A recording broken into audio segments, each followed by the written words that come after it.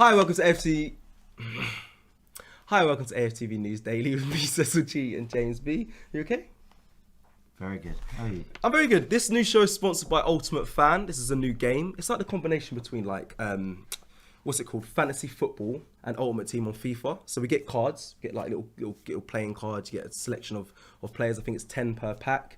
There's different subscription levels you can play for free. Make sure you go check out, download Ultimate Fan. Or you can get the silver subscription, which is £2.99, or the gold edition, which is what we've got. Yeah. Can't lie, we got the big package. Quite excited. Yeah, Yep. I've got a pack to open. Yep, it's £4.99. It's £4.99 for the gold pack. It's the gold subscription. I'm excited. I've got it as well. So I'm gonna let you open your pack. For some reason, like I always say, James gets these games are so good, but they're basically based for James because he loves Football Manager. Obviously, we've got Top Squad, and now there's this, and they always look after you. You always get. I saw you had Saka in your team. Yeah, look at your face. Look at you. I don't get this stuff. Sort me out. Yeah, I'm promoting the thing. Sort me out. Also, guys, if you get the gold pack, you can also win. I think you get incentives. Right, you get incentives, and this week's incentive was 25 beers for free. They send it to you. Well, there you go. Shall we open this pack? So yeah, you described it well. It's essentially, we described it well, now I've forgotten. It's essentially fantasy football, opening packs. You don't choose your players, you see what you're given, and see, I'm trying to open the pack now. It. Oh, here we go. Oh, I got Teemu Pukki. You got Pukki. They're trying to. This is. Maybe that's a little omen. I've got Andy Robertson. Okay, nice. Okay, good. And I've got Souček. Okay, I'm happy about Souček, to be fair. So I can go to my squad. And here we are. I've got my options below. View all my cards, and I can add them to my team. And like with fantasy football, you can have a captain. You've got who your golden boot's going to be, who's going to score, and they get double points for either winning as captain or scoring goals. And yeah, that's the idea. And you've got your leaderboard and all the prizes and everything. There's cash prizes. You just saw there, £15,000. There's a pool of 8,500. Now for me, I'm kind of in it for that sort of stuff. I'm in it for the money prizes. I can't lie. I'm going to be honest. Why? I'm not going to lie. I'm here for the prizes. Not just for the fun and all? Nah, I've done that. So, Ultimate Fan, if you want to, you could just send me some cash prizes. That'd be great. I've got a pack right here. I'm going to open it right in front of you. Go on then. Yeah, come on, G. Let me see what we got. James Ward-Prowse. Oh, good one. That's a good one. Jamie Vardy, baby. Yeah, Vardy. I'll take that all day. Oh, I got Leicester kit. I got the Leicester kit. And the team. So obviously, you get a kit and a team. So I've got Leicester now. Do you know what? I could play this for the whole of the stream. So we kind of got to not get distracted. Actually, I'm going to do one thing actually though before we do move on to all the news, because there's a lot to chat about. I'm going to take Heung-min Son out because I don't feel it's right to put him in. So then you're going to put Pukki there, who we're playing tomorrow. It's not fair, isn't it? Do you know what? Maybe I'll sort this out after. Yeah. Yeah, let's just save it. I don't really know. Yeah, none of it feels right. Also, we'll get probably Bertrand Traoré in there. Yeah, anyway, and also quickly, just before we go, every Tuesday a new pack drops. So yeah, you get sent a new pack. So check it out, Ultimate Fan on the Play Store, on the Apple Store. It's good little. Download the app. Little game. Come play with us. Be fun. Win prizes. All that. Right. Into the news. I feel there should be like a new intro. Yeah, see? Yeah, do you know what I mean? Yeah, there should be. I got it. I didn't mean the paper, but Hi, welcome to AFTV. Why can't I say that? Hi, and welcome to AFTV News Daily. Let's get into this, people. Also, let's quickly start by saying happy birthday to Don Robbie. Big him up every time. Everyone watching, we normally say hit a like on this video. What I want you to do, right, is to go on all his social platforms. He has Facebook. He has, what does he have? He has LinkedIn. He has Instagram. Go and say happy birthday. Do something good for the community and that. Big up Don. Big him up. Go say happy birthday to Robbie. Go spam him actually. Yeah, spam him actually. Spam his content. I've seen some really nice messages to be found on social media and stuff. So yeah, happy birthday, Robbie. Hope you're having a great day, which I'm sure he is. Hopefully Arsenal finally get a win tomorrow to celebrate it. So yeah, right. Should we go into all the? Are you all right? Sorry, the production team are just telling Cecil he's got a bit of yellow on from. Cecil, just stop. There's a bit of yellow from the jumper you're wearing. There you go. I've taken it off. So what? So all that time you lot were laughing over there. What, you didn't want to tell me? You just want to have a laugh? Yeah? Nah, see what these lot do to me. Cecil got something in your hair. Big up everyone in the comments. It's my. Oh, were people in the comments saying it? Yeah, I didn't. I just big up Cameron. You weren't reading the comments then. No, because we. Rubbish. All right, guys. Anyway, let's get into this. We've got a lot of news to get through today. We do. Let's just quickly go through kind of the headlines, and we'll go into it in more detail. There's been another interview, which we kind of had a little laugh about yesterday. But no, we'll be serious about it. But there's been another kind of interview. Arteta spoke to the Arsenal official platforms, in which he was asked to essentially explain the transfer strategy, which we've seen Edu do twice earlier in the week. Arteta's done it again to basically just talk about what's going on. They're still laughing in the background. I'm sure it's probably because the comment section is going off. Yeah, someone said I've got something in my teeth, but I'm just checking. Right, I'm all good. Anyway, let's carry on. Let's just move on. Yep. Smith-Rowe Lokonga back in training. We're going to chat about that and some other interesting training picks, actually, which we're going to look at a little bit later. Arsenal doing quite a cool movement. Arsenal supporting supporters. We'll chat about that in a bit. Martin Odegaard, will he captain Arsenal one day? I think that's an interesting discussion on the back of some comments of his. And then David Luiz is on the brink of finding a brand new club. So we're going to chat about that as well.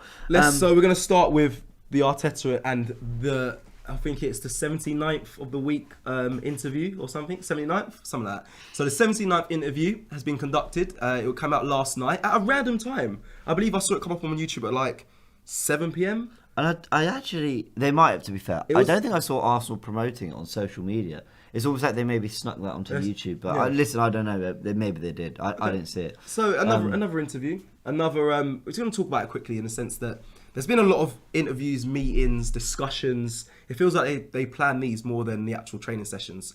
Just so we had Edu, obviously do one on Sky. He also did one for the Arsenal channel. I believe that's right. Yeah, on the Arsenal channel. So 2 different ones dropped on the same day. You make sense of that? Don't know. I believe they've also been discussions. So Aubameyang had to have a team talk. I think it was after the Man City game. He said he can rally up the players, speak with them, and discuss. Martin Odegaard also, I believe, done the same. I think that was actually mainly for his international side. But yeah, I wasn't sure, but I got to say, I saw that headline. I don't think it was true. Norway have had a pretty good international break, so I'm not sure where that came from. But there just seems to be a lot of discussions. Xhaka obviously, he must have spoke with the Kroenkes. They renewed his contract, and they come out saying that Xhaka's key to the process going forward. So there must be a discussion there. A lot of discussions, a lot of meetings, a lot of how are you doing today? Anything you need, sir? But we're currently sitting 20th. So I'm quite frustrated in the sense that I want to see results and not all these meetings. We saw another interview from Arteta. Go check it out on arsenal.com or on the Arsenal YouTube channel. It's only 4 minutes long. And they're talking about the strategy. I think it was a segment of a wider interview. I wonder, essentially he was asked about the transfer strategy and why we approached the window the way we did.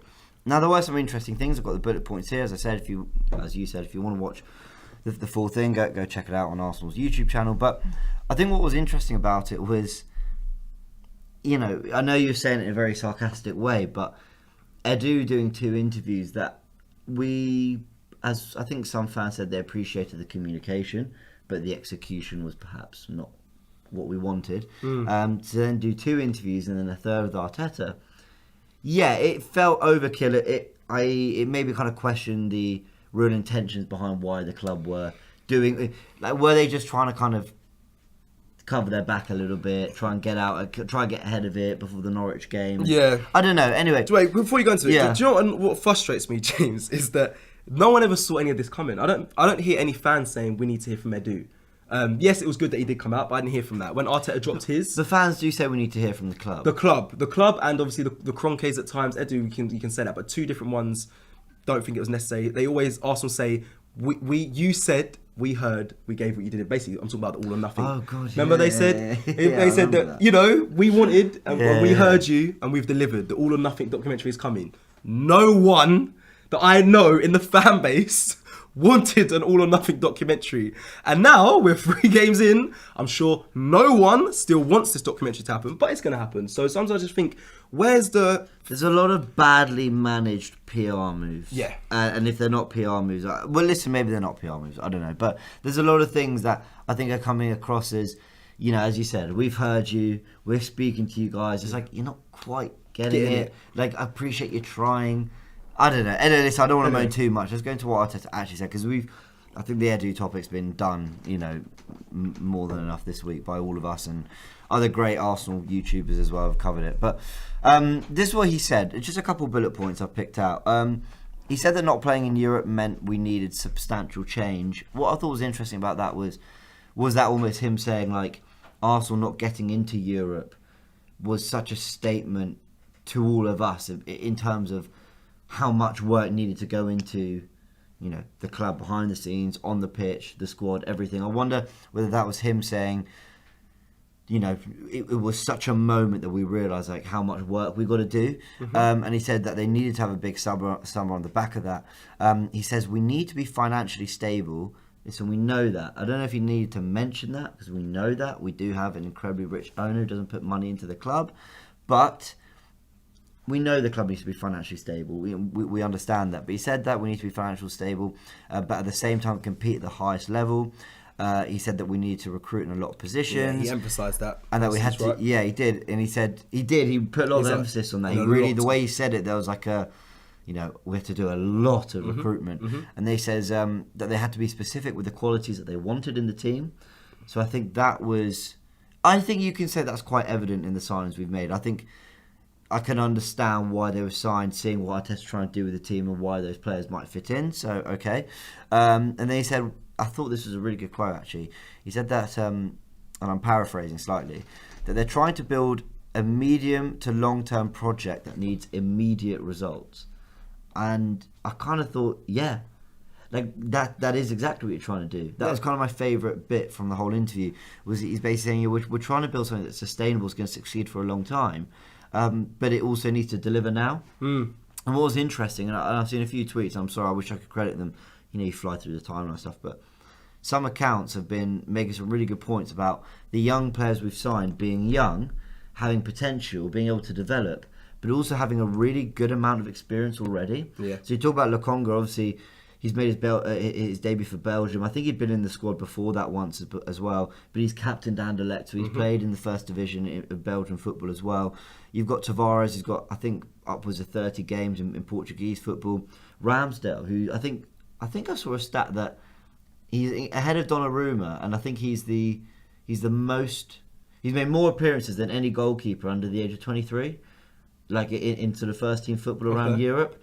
Who else do we look at? Ben White, obviously he's played a lot of football for Leeds and Brighton. So we're talking about young players, but they have played. They have experience. So I see what it was an interesting. I didn't learn anything necessarily new, but I thought that last quote was quite interesting. Yeah, and the reporter did double down on that, saying you need immediate results. So he did. I remember him saying that, and Arteta is very aware of that. He said in many press conferences that everyone expects things to happen straight away, but you know we're in the rebuilding process. But he has to understand that there is pressure for that. I don't care if you got a medium to long term plan. You might not be in a job that long, so please try and implement what you have as soon as possible. It's harsh, but it's Arsenal Football Club, and that's the pressure that comes with it, and that's what we expect as a fan base. I do like the idea that there's young players coming in, but we really need to see some results very soon. There's some comments here. Denzel says, I hope Mikel Arteta sees the light and puts forth a starting 11 we are all hoping for. No Chambers, Holding, Kolasinac. Please, Arteta, I'm giving you my last hope card right here, right now.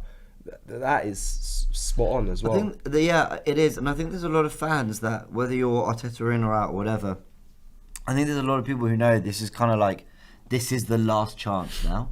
This is the last opportunity for Arteta with a nice run of games coming. You know, Norwich I don't think will be easy, but it should be vaguely comfortable with the players we've got and all that.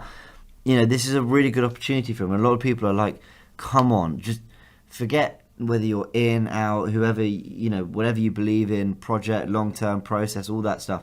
You just want Arsenal to win. And there's a really good opportunity in the next 2 months to really pick up some points. Is there an excuse if he loses tomorrow? Is there any excuse? No, anyone? Is there anything you can say that you... No? Not one excuse. No, what? I mean... I don't know, I'm just preempting... Listen, if our goalkeeper goes 2 foot flying into Timu Puki, gets sent off in the first minute, that's pretty unfortunate on Arteta, but, you know, no. But prior to the game, there's no excuse that he can say, do you know what? Okay, good. I want to know in the comments as well. Someone says... Official Sub-Zeno says we spent 50 million on Ben White and not on Pasuma. It's like your mum telling you to go Tesco and get rice, but you come back with couscous. I like that. But yeah, no excuses. People are saying, yeah, good. No excuses. Okay, cool. I was just checking people if because you never know. Because you know sometimes we get deemed as negative, but I agree. After Norwich, if you don't get a result, I mean, if you don't get a win, not a draw, if you don't get a win, period. There shouldn't be an excuse for you at this point. Listen, he said it. They're trying to build a medium to long-term project that needs immediate results. But we have the capability and the team to beat Norwich. Yeah. Fair. Yeah. Okay. Absolutely. Right. Perfect. Right, next bit of news. Smith-Rowe and Lokonga train. James is going to lead this, but before we do this, talking about training, this throws me straight back to our last stream.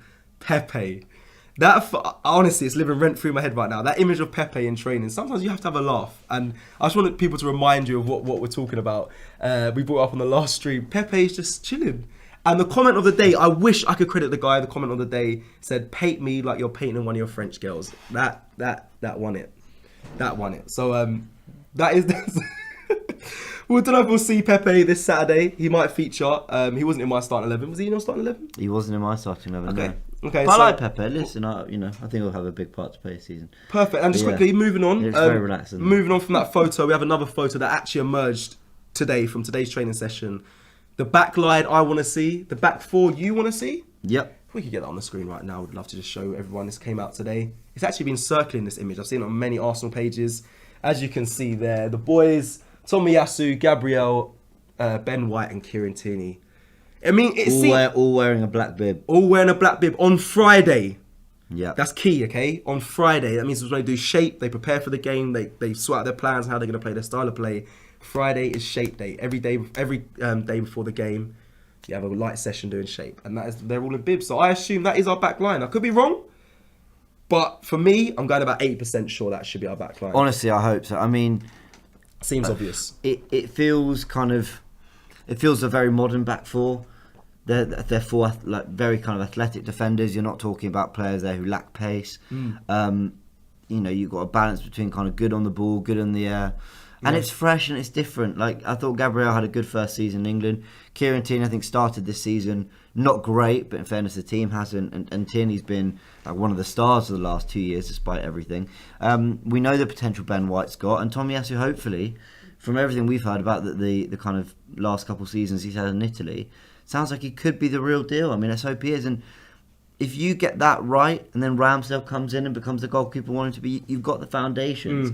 You just need to start scoring goals again. But it's exciting, and it's really nice that pictures are emerging of them in training, all wearing the same bib. Listen, you can read too much into this kind of stuff, but you can also not read too much. Yeah.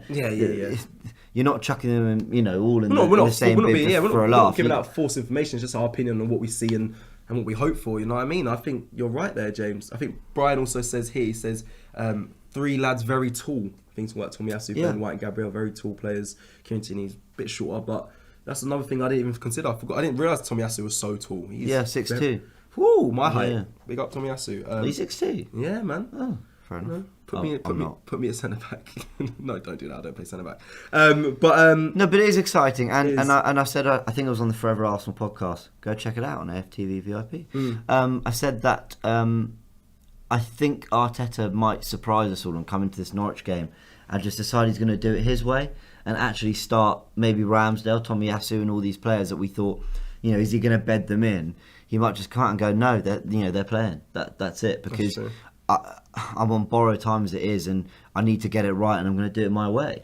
And I think, sorry to interrupt. I think his biggest regret, Arteta, if he, let's say, loses to Norwich and gets the sack or whatever, or doesn't put together a good run of results, if he didn't play Ramsdale and he didn't play Tomiyasu, and he left thinking, I never got to show what I really wanted my team to look like. Now he's had, yes, it is. Yeah, it is. But I think that might have been his mind. Like, I've got this opportunity just to try and show everyone this is what the plan was, or and with Norwich at home, it should be a good time to do it. Yeah. So we'll see. Patrick says perhaps it was the bench. Imagine. Do you know what? Imagine. Do you know what? With the back three I saw go out against City, I don't even know anymore. You never know. They might have earned their right to start. To keep their shirts. No. Okay, so on that as well, just quickly, I just want to get your opinions on, obviously, this hybrid defence line. Tomiyasu can play in different positions, play centre-back and right-back. Ben White can play in multiple positions as well, left-back, centre-back, right-back, and he can play in defensive mid. Tierney, we've seen him play left he's played left centre-back, left wing-back. Yeah. Gabriel, I think, is the only... I wouldn't even say natural centre-back, but he is the one that's kind of his position. I don't know. Yeah. Do you feel confident in that, James? I just think that's modern football. Okay. I think players more than ever have to be able to play a range of positions. I mean, I don't know why Liverpool come to my head, but you think Trent Alexander-Arnold was a midfielder who's kind of made it, made the right back position his own. Reece James, moved from different. I think he was a right winger. Was he a striker at one point? Yeah, he was a striker. Well, there you go. So I just think that's modern football. Teams are. Players are asked more than ever to play these fluid systems and be able to contribute in different areas of the pitch, and you've got to be more complete players than ever before. It's kind of not good enough. You can't be a slow centre back anymore. No, you can't be a slow centre back who just reads the game well. You've got to be good in the air and you've got to be quick. And that's the game. Look what Lukaku did the other day. That's you've got to be able to deal with the Lukaku. A complete striker, And I know Aguero's not in the league anymore, but an Aguero who's kind of more like quick in the box, sharp, turn and shoot, So I think it's good to have players that can, Ben White can step into midfield if he has to. Tomiyasu can cover at centre back if he has to.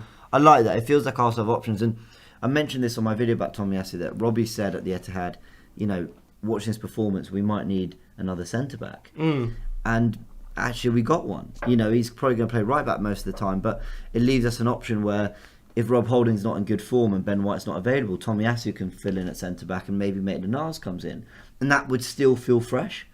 So I don't know. I think versatility is a good thing. Good. Okay, I just want to get your opinion on that. Thank you very much. Now, shall we chat about Smith-Rowe? We will, because we kind of just did the whole section. We did. So, Smith-Rowe Lokonga. In 15 minutes. Yeah, we'll come back to it. I was going to read some super chats because I've left them for a while. So we've got Andrew Antonio says, that's very contradictory, James. Then what about Saliba? He doesn't have enough experience. I'd stand by what he says if only he was consistent.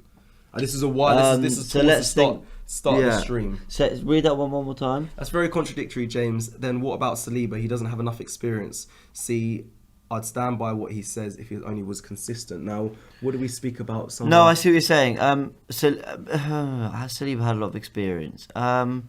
Yeah, I'd argue it's not as good as the experience that Ben White's had, but Ben White's a couple of years older. But I wanted to keep Saliba, so I ultimately agree with that. I think Saliba should have stayed. Okay. And I'd say he's had good enough experience to at least be part of the squad. Oh yeah, he definitely should be sent back on loan. Ozef says I've railed against the Edu and Arteta regime, but to be fair, the squad had loads of deadwood before this last transfer window. We knew that out of 25-man squad needed 20 new players.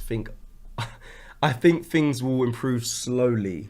That's a lot. I mean, he's right though. He's right. He's right. It wasn't. Listen, for whether you think Arteta and Edu have done a great job or a terrible job, and I think I know where most people are leaning towards.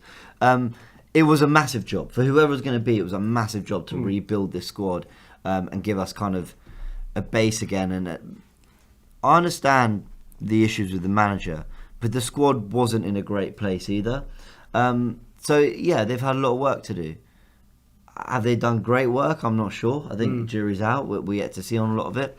But they have had a lot of work to do. It was a big job. And they did a lot of work. Let's be real. A lot of signings came through the door. We spent the most of the window. Yes, you don't have to like the work they did. Yeah, that's it. You don't have to like the work they did, but they've brought players in at the end of the day. Yes, not many people will agree that they're happy with some of the signings, but yeah, they've got signings in positions we all agreed from in this space here at AFTV that we needed those positions filled. Mostly. What, as in who? Most, yeah. I don't know. Well, the positions that were filled, you don't agree that we need to cover in most of them positions? No, most, yeah. I said mostly, yeah. But a striker maybe? Another midfielder. Sorry, another midfielder. I think we've talked about transfer. Anyway, they've done business, and like I was going to say as well, if Arteta goes on a run, which we haven't yet to see, of wins, this looks like really good business in the window. If the players are playing and we go on a run, we win the next 5 to 10 games or 10 games, this looks like a really successful window. So football can change really quickly. Do I believe Arteta's man to do that? No. But if it happens, we just need to win one game. But I'm like you. I keep thinking about runs. I keep thinking, okay, but it's almost like with every game we lose, rather than becoming more desperate for just one win, I'm becoming more desperate for a set of wins that are going to outdo the bad. Yeah. So in my head I'm thinking, well, our next 6 are winnable. So if we won 5 and drew 1, let's just say, because are we going to be perfect in that run? Very unlikely. But I keep thinking, if you win 5, draw 1 of the next 6, and then there's 3 defeats, but it still looks a little bit better. You keep trying to convince yourself. But that's what you do. But that's what you do when your team are really in the mud. Yeah, but that's what you do when you're really struggling. You look so far ahead. Yeah, we have little hope that it can be possible, but that's just how it is as a fan base. Yeah. Quickly as well, sorry, I know we're going to rush through these last ones. Nick Goulart says, feels as though as a team they've accepted they can't pick up results without their full team, and it shows with the results. Doesn't breed confidence when you consider our luck with injuries and suspensions. Yeah, really good point. That's a great point. It's a really good point. There does feel this acceptance of, and that's kind of what I was getting from Edu as well. You know, I want to see the team play when they're together. So, but you still had a lot of talented players. He was quite arrogant about that. Sorry, I have to say that. Yeah, he was quite. No, that's how he was when he first started. He's like, well, judge them when everyone's fit. Basically, is what he said. It's like, well, relax. It's frustrating because I still saw Smith-Rowe, Saka, Pepe, Martinelli, who I think are talented players, do absolutely nothing, and I blame that more on the manager than the players themselves. So yeah, that's frustrating. Benny H says we have a decade-old problem of having a great first 11 with no depth. That's very true. A few key injuries for our rivals is a minor inconvenience for them. Depth there, though. For us, it's a catastrophe. So happy those boys are back. I think there is depth there. It's not great depth, but for a team with no European football, I think there's enough there. That with no European football, that's what kind of saves it. If we had European football, there's not great depth that you can rely on to win games. We've just lost to Brentford, but we lost to Brentford with a kind of a strong side, a side that you'd expect to beat Brentford, and they didn't. So what's the depth of that going forward? That tells you more about the manager for me. Okay, fair. Okay, fair enough. Shref, big up Shref as well. Tom says Tom could become prime Maldini and Ramsdale as David Seaman, but Arteta will keep changing the team. Edu and Mikel are chatting SHIT. They'll get banged in Premier League. Well, let's hope not. Yeah, we'll move on to that one. But I get that. And last super chat from Yatez Man says, "What is you guys' take on Lacazette? Would you give him a new 1 to 2 year deal or let him go this summer? Interested to hear." From not a 2 year deal, definitely not. What do you think of Lacazette? We've not really spoken about him for a long time. What do you think of Lacazette? I like Lacazette. I like Lacazette, probably more of as a guy than a striker. That sounds harsh, but it's the truth. I think he had a good season last season. I think he earned his right to stay, in my opinion. I really do. But I wouldn't be renewing his contract unless he has a high goal scoring season this season. He hasn't scored more than 15 goals in the Premier League since he's been at Arsenal. So for me, as a striker as well, not good enough. I know he does more for the team. He's not just someone we rely on to get goals, but I need more than that. Like we spoke about how versatile you have to be as a player these days. I need goals mainly from Lacazette, and then the hold up play to bring in other players. So for me, a 2 year deal extension is probably not going to happen. He is old as well. Is he like 30 now? 30, 31 maybe, yeah. I know that some people say that's not an excuse because some players are still, like Vardy's and Aubameyang, still quite old, even though he hasn't had a proper goal scoring season since 2 seasons back. But for me, definitely not a 2 year extension. Not even 1 year actually. I think let him go in the window, in the summer window. You? What I would do with Lacazette is try get everything you can out of him this season, and then shake hands and let him sign a free contract somewhere else. Because unless you can sell him in January, but you're not because you can sign a pre-contract agreement for next summer in January. Yeah. My thoughts on Lacazette, when we signed him, I really liked him. I thought that 18-19 season, the first one under Emery, I thought he was quality. And I will look at Arteta again with this. I think Arteta asked him to do such a specific role, a hold-up role that drew him so much into midfield and took him away from goal, that he started to lose his kind of instinctiveness in front of goal and where to be in the box. And people kind of... I don't like saying this actually, it's a bit mean, but... people kind of talk about Laka like he's a bit of a lump up front. Like, oh, he'll hold it up, he's quite good, he gets his body there. I think he's so much more than that. Or at least before Arteta. Yeah, I'm not necessarily blaming Arteta, it could be other things, but he had quick feet. He was agile. He could get him beyond. He was quick. He had skill. I still think he's got these things. You see him do things in tight spaces sometimes. You think, you can see the quality. He'll drop the shoulder and gets a shot off quick. Yeah, I don't know if it's just he's moving past his peak maybe, so he's kind of lost. But I remember I used to love it. Lacazette was my favourite type of striker, like profile wise. And I don't really know what's happened. So I always really liked Lacazette. I felt fans were a bit unfair getting on his back, I suppose, the way they did a little bit. Yes, he wasn't as prolific a goal scorer as we wanted him to be, but he did a lot more than that. And then, you got one more year. Let's hope we can get the best out of him. But we need to stop asking him to be this, like holding striker. I think that's what we've been asking him to do. Do you know what? I think it comes down to, for me, James, as well, the manager. Again, like if another manager comes in and gets the best out of him, you never know. You might get a 20-goal season. It's not going to happen now, but that could have been the difference. But I just, like you just said there, I think what Arteta wanted from him, he wasn't happy with, and it affected his play. He keeps trying to force Aubameyang and Lacazette together, and that has not worked.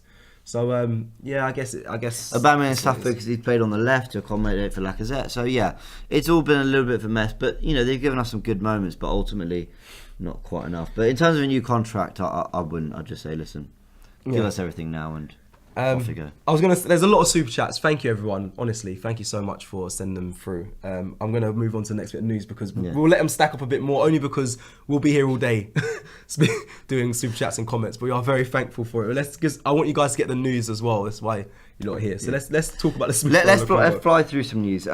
So Smith-Rowe Lokonga did train, which is great news because as we touched on the training pics, they emerged today and people saw that Smith-Rowe and Lokonga were back. The great news there is that Smith-Rowe was feeling unwell. Arteta confirmed that in his press conference. But, it looks like he's feeling better. He's back in training, which is great. It wasn't COVID, so it's not like he's feeling better, but he's got to go and quarantine or do 10 days isolation, whatever it is. He's straight back. So that's really good news. Hopefully he's feeling okay and fit enough and well enough to play, because we do need him against Norwich. And then Lokonga, according to Roberto Martinez, had a small issue. I didn't see any of the detail around why that is, but again, he's back in training, so that is great news as well. Hopefully they're both available, because I think they both need to start. I'm just quickly flicking through the pictures from today's training session. Just a quick word on Charlie Patino as well. He was in training. I know we spoke about it before in our last Daily News show, but he seems like he's going to be a key player. I think it was Reece Nelson or Maitland-Niles, I think, said... Reece Nelson, said about look out for Saka. Remember the name. And then now he said about Charlie Patino, remember the name. So, and Saka, we know how much of a star he's become. So now they're talking, the word is on Charlie Patino at the moment. An ex-Luton player, actually. Okay. So I think he'll get some Carabao Cup game time. Yeah, so do I. Yeah, so do I. Good. And quickly as well, Maitland-Niles, from these photos, he's very involved in training and he seems to be smiling. I know it's small. I know it's small, guys. I know. But there's a lot of talk of he's been mistreated and that. But he seems very happy in training today. Yeah. Got a, Photo analysis with Cecil G on a Friday night. Amazing. Let's move on to the next bit of news. Arsenal have stepped in to support the Tollington pub, round the corner from us, round the corner from the Emirates Stadium as well. It's great news. Essentially, Arsenal supporting local businesses, with the Tollington being the first. The hashtag Arsenal supporting supporters. Local businesses that obviously with the pandemic and lockdowns and everything have struggled. Arsenal Football Club have stepped in to support, which is fantastic. And there was a video. Go check out the Tollington's Twitter page. There's a really great video that Rob Holding was involved in as well. And I think the kind of message was really, we're always there supporting Arsenal, and when we need them, they're there to support us. And it's nice. Do you know what? It's actually really nice. It's really good. I know people say, "Oh, you're negative," but that video, I watched it. I'm going to be honest. The video campaigns that this club pulls out are sick. So fair play, and they're supporting supporters. I think if you go watch it, it's all over the Arsenal page. Rob Holding features in it as well. It's a good video, and I'm happy to see that they're supporting the supporters. It's a good look. It is a very good look. And actually, Arsenal. I'm going to try not to get too deep about it, but Arsenal were a club that, when we weren't winning things, which was always so disappointing, the things I kind of fell back on was, well, we play great football, we develop young players, and we're a club that just kind of represent classy fan base, classy football club in the way we operated, and no one really, apart from kind of Tottenham and maybe Man United, no one really hated Arsenal because there was kind of a lot to admire about the club. We had respect. And a lot of that has been lost the last few years with the tearing it down of the scouting system and people within the club being let go and you didn't know why, and players leaving, you never knew why, and things kind of being kept away from us, and the performances going downhill, and there are a lot of reasons why Arsenal's name was being dragged through the mud a little bit. And a lot of it, the club's own doing. And I think there's just been a few things of late that you think the Gunnosaurus thing, I've got my own opinions on all that. But my point is, there were things that weren't good looks on the club. And I'm really glad they're doing something to support local businesses. They were great throughout the pandemic, helping the NHS. Yeah, the NHS I agree with, but I spoke with a woman who worked at the club and they offered no financial support through the pandemic, which I was supposed to speak about before. Yeah, she gave a full account of it. I didn't know that. They didn't pay anyone furlough.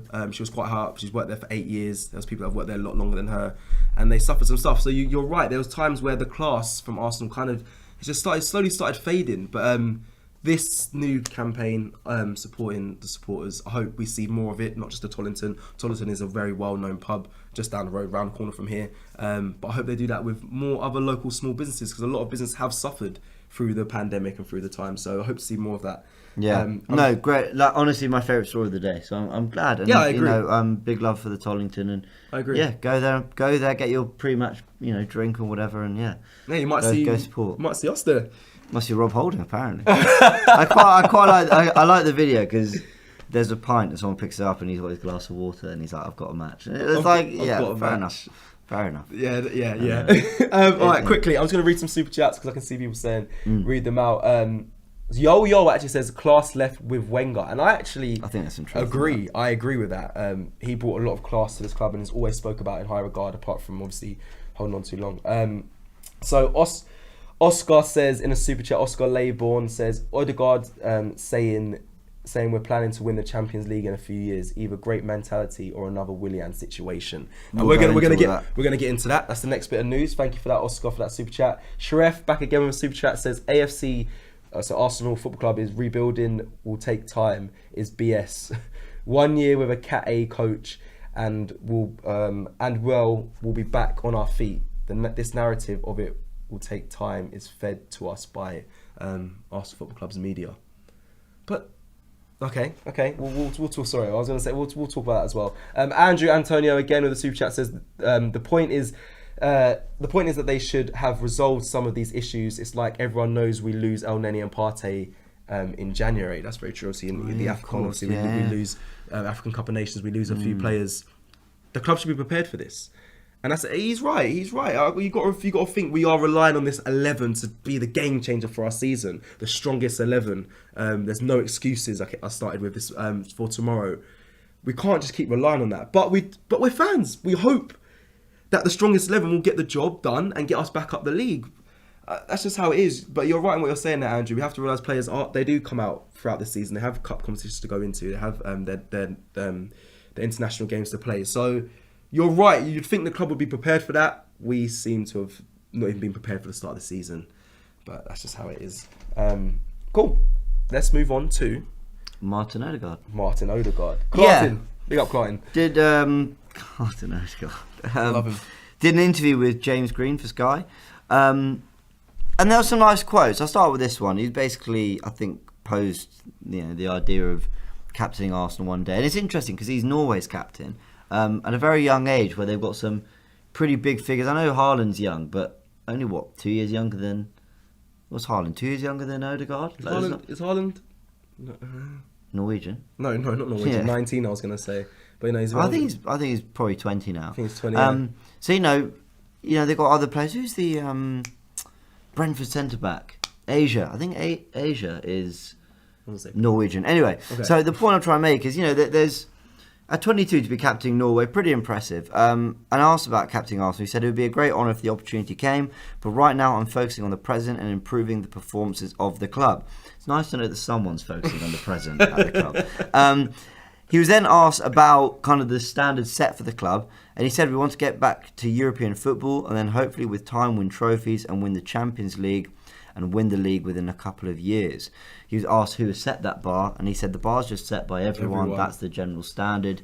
And he kind of alluded to no conversation really been had about that. That's just what you expect of Arsenal Football Club. Listen, I think this is a guy who has a phenomenal... phenomenal is a big word, but has a great mentality and attitude towards the game. I really do. I think this is a guy who at 15 went to Real Madrid, tried to make it work. Took so many loans to try and prove himself. And eventually just said, you know what, I just want to play, and came to Arsenal. And now he's saying hopefully he's going to thrive and develop. Because I think he's got world-class potential, Odegaard. And I love his attitude, and I love what I'm hearing from him there. I agree. In a sense of, we've both watched Odegaard many a times. Last season, we were fascinated by some of the qualities he had. We've watched him live as well. And when I watch him live, I see his levels of what he demands from the players around him. He gets frustrated when balls are sloppily lost in possession, or when he's trying to put a through ball in, when he wants to receive the ball, he's screaming for it. He's a leader for me. I see him pointing at other players, experienced players. I've seen him tell off Aubameyang. Like, I respect that massively. I think he is a future captain for us. I know everyone screams Kieran Tierney, but I think Odegaard wouldn't be a bad shout at all. Or just generally being someone who can wear the armband when the guy who is the captain isn't available or whatever, and someone that you can rely on. And you want the armband to kind of represent you on the pitch. You want the guy who's wearing it to be leading Arsenal in the way you would want to be leading Arsenal. Like giving it your all, because you love the club so much. And at times I felt that people have worn the armband who aren't as committed to it as we are as fans, or maybe others at the club are. And what I like about Odegaard is, you're right, when we're 3-0 down at West Ham, he's the one who plays like he believes we can still win it. Yeah, agreed. And that's it. He's getting the ball going, all right, come on, 3-0, we'll have to score 4 then. Come on, we can and that's keep his kind of way. With every goal, he just thought, all right, well, we need to score another then. We need to score. And you could see in the way he played, the way he kind of moved the ball and positions he got in and things he was trying to do, you thought, this is a guy who's not given up on the game where others maybe have. And I think it elevated others around. I felt Lacazette's level in that game went up a few, Thomas Partey, others, Callum Chambers, players who maybe at times we were questioning throughout the season, their levels kind of went up because of Martin Odegaard. I really believe that. So yeah, I've not seen the full interview, but some of the quotes that sort of went out on socials and stuff today, I saw that, and I like that, and I think one day he will wear the armband. Yeah, I think it's a lot of interviews recently, a lot of interviews coming out. But Odegaard, I have to just give a massive shout out. Again, he always wants to get on the ball, never afraid to get on the ball. Same with a guy like Jack Grealish. I love players that aren't as scared to just receive it in tight areas. I love that. We need more of that, and I've had enough of seeing not captains, but our number 2 captains picking up the armband, the likes of Bellerin or Xhaka. Even for me, actually, Aubameyang. I'm sorry, I don't think he should have the captain's armband this season. I want to see players like Martin Odegaard. I know he's new in, but I would happily see him as one of our captains. Kieran Tierney, give him the captain's armband. Even Thomas Partey hasn't played much this season because due to injury and illness, but I'd even feel more comfortable seeing him with the captain's armband. Even Saka. Even Bukayo Saka, no, he's not very vocal, but he just leads by example. He's gone through so much, had experience in the Euros, where I think, do you know what? I look up to him. He's a young player. You shouldn't look up to a 20-year-old to be your captain and lead the way. But for me, he shows more experience and qualities in a captain than the players we currently have as our captains or backup captains in Xhaka, Bellerin and Aubameyang. So that is a problem here. It's a mentality and leadership. I feel like that needs to be re-looked at the Arsenal Football Club. But big up Martin Odegaard. I did like what he said in that video, his interview. There's a lot of interviews this week. It is. It really was, to be fair. We just got a super chat here from Arnab. Says, Cecil looks like Eden Militao. Do you get that often? More than you know, my guy. More than you know. Yes, I do. And then Oscar's back. Oscar Laban says, I know it was against Gibraltar. But Gibraltar.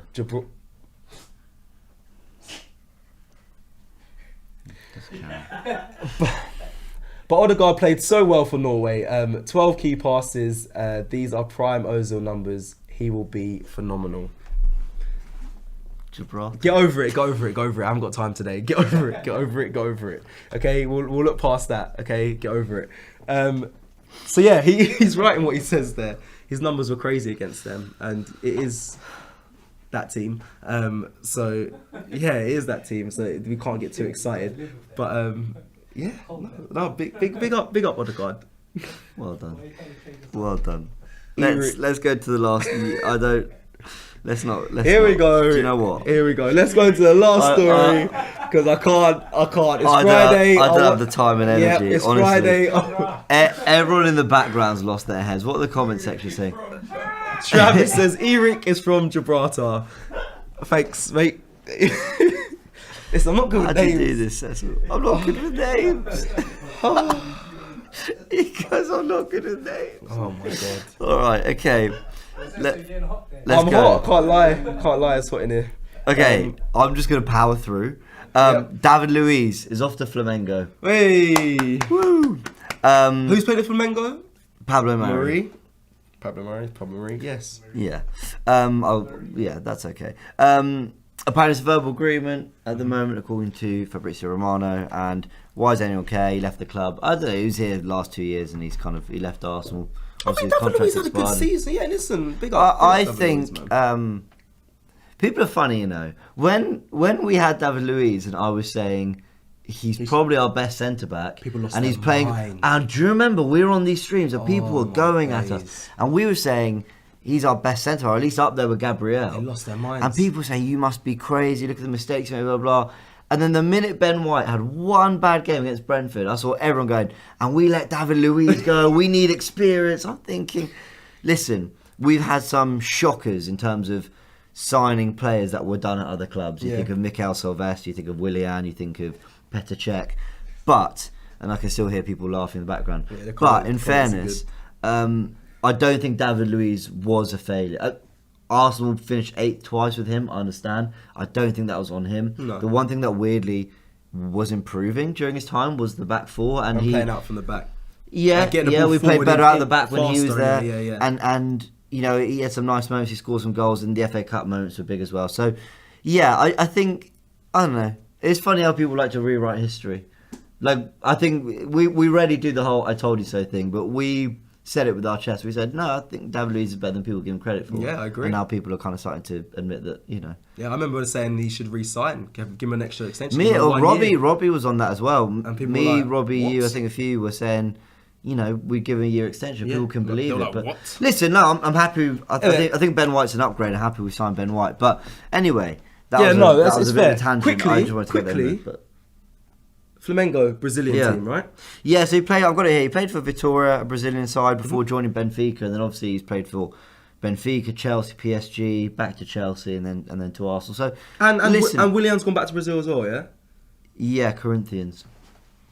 Well, be interesting to see what happens there. But the one thing about David Luiz, you know, pundits are so hard on this guy. I mean, pundits I really respect have said some pretty cutting things about David Luiz. Oh yeah, 100%. And this is a guy, and I think Luiz said it himself in some quotes that came back, you know, a month or two ago, and he said, you know, a lot of people will tell me what I've, you know, will criticise me, and they've never even won the Premier League. This is a guy who's played in a Champions League final and won it, been a starting centre-back in a title-winning side. Mm-hmm.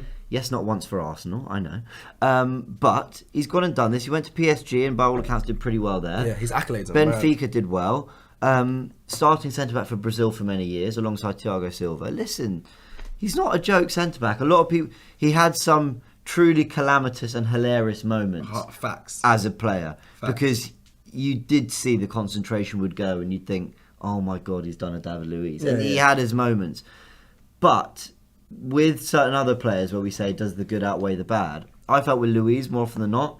Yes, he had his moments, but the good did outweigh the bad for me. Yeah, so do I. But I don't know, maybe I'm being too kind. No, you're not. You're not. That's my opinion. We'll see the comments. So yeah, we wish him all the best, David Luiz. You know, best of luck. Big up David Luiz and big up for signing to another club and not retiring. Many players have left Arsenal. I think I read somewhere that he's going to be a manager one day or a coach one day. So yeah, see how he does there. That'd be interesting, wouldn't it? Shref says we have too many chatty Cathys in Arsenal Football Club. Never heard another Premier League team players managers yap more and do less than Arsenal Football Club. We should stop prediction and play more. I think he means Reece Nelson. Reece Nelson, yeah, because obviously about the youngsters. Yeah, he's picking up the youngsters, Yeah, that's not a problem. Is it? No, he's not. No, do you know what? Anyway. I can't say too much about that super chat because I analyse Arsenal so much because this is what we do. I see everything, and when we see every interview drop, that's why I feel like there's been so many because we have to analyse it and speak about it and look at everything that's said, analyse what's going on. So I don't do that for every other club. So I don't know if every other club is doing this many interviews, this many, you know, meetings and whatnot. But I know for Arsenal it has been a lot. I just take it off my experience. I don't remember having this. It's a lot on the back of us all saying we wanted communication. You know, That's true. Hopefully they'll communication. find the balance. I just don't think it's been executed right. That's all. But I just feel like Arsenal's timing is never great. It's never great. Don't get me wrong, having communication is I good. don't even mind the it, time. just- I just mind what they say. Don't tell Yeah. us, oh, I don't mind if we finish top 6, top 8, top 10. I'm thinking, oh my god. Yeah, what did Eddie say? okay. Eddie said the position doesn't really matter this season. As just Listen, maybe internally they've got targets. Who knows? Yeah, anyway, yeah. I've done that topic to death. Yes, you have. You have. Yeah. You have. We've come to kind of We've come to the end. towards the end of our news. We have. It's a shame. Enjoy your Friday night, people. No, yeah. Oh, we kind of could end like we can end like that actually. Thank you everyone for watching this news show. As No, but James thanks said- to our sponsors. Yes, Thanks big to up the our sponsors. Ultimate Fan, go check it out. I was playing it while you was. Sounds quite rude of me. You're playing it while we you were on the chatting a stream, little were bit. you? Yeah, because Oh, okay, I want to yeah, see yeah. my team. Anyway, just a reminder for anyone who didn't catch it at the beginning, go to the beginning of the stream, have a little look at how it works. But essentially, think fantasy football cross with, you said it better, what's it called? Ultimate Team on Ultimate FIFA, Team on with FIFA, fantasy opening packs football. and all that. Essentially, you get packs, you can do, there's paid versions, you've got to be over 18 as well to play, don't forget. Yes, there's paid versions and there's a free version as well. You get packs, you get players, and they score points for how they do on the weekend. You get a new pack every Tuesday, do you say? Every Props? Tuesday, yes. There you go, and you get more players. You've got a squad of up to 24 players. Choose who's in your, I think it's a 5-side team. Choose who's going to pick up your points and, win prizes. That's it. That's it. It's good fun. So thank you very much to Ultimate Fan for sponsoring the show. Guys, thank you so much. Enjoy your weekend. Let's hope Arsenal can beat Norwich We're back, we are back like first thing in the morning. Good morning, Arsenal, with the girls as always. Yeah. 9:30, I believe. Yeah. And then content throughout the day. And it's a nice 3 o'clock kickoff. So you've got from morning to evening covered on AFTV. Bang, bang, bang. Thank you so much for watching. We'll see you next time on AFTV Daily News. Smooth Daily.